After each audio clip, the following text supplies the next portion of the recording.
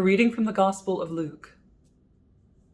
Jesus said also to the one who had invited him, "When you give a luncheon or a dinner, do not invite your friends or your brothers or your relatives or rich neighbors, in case they may invite you in return and you would be repaid.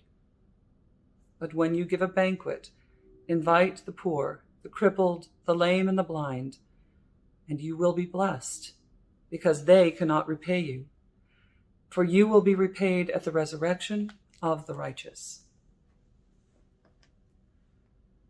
I can't recall if it was in a philosophy class or if it was in a class at seminary where we were talking about philosophical questions, such as the question, can a person ever really give a gift? Is it possible for a human being to give a gift? And of course, if you stop and think about gift giving, it's almost always, the folks who on the side of saying no are saying it's almost impossible for a human being to give a gift because there's almost always some sense of exchange in it. If you stop and think about it for a moment this morning, I think you'll probably be able to identify that in your own gift giving and gift receiving. Whether it's, I went to my friend's daughter's wedding and I gave a gift of a certain amount, and so there's this pressure for when the reciprocal time comes, when it's in the reverse, to make sure that there's a gift in the same order of magnitude, right? Or we have gifts that we give and we like to carefully calibrate them to make sure that they're all equal for our children, because we don't want there to be any sense of inequality or unfairness in the gift giving. And even I've heard from folks in the church who've gone on mission trips to help build a school, for instance, or build a church, and have encountered the people in the neighborhood and the community where they're going to work and help out. And sometimes people come back from a trip like that and say, I went there to go give of myself, but I couldn't give of myself because I found that they were giving to me more than I gave to them. So our sense of gift giving is, it's not as easy as it sounds. And Jesus is pointing to this here.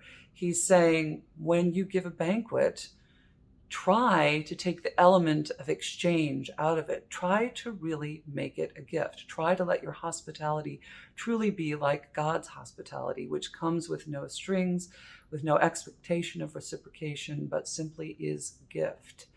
It seems that Jesus is always giving us instructions, rules for the road, trying to help us to understand how to live life more like the God who created us, more as if we're in the image of the God who has created us and who continues to create us day by day and draw us more deeply into the likeness and the love of God.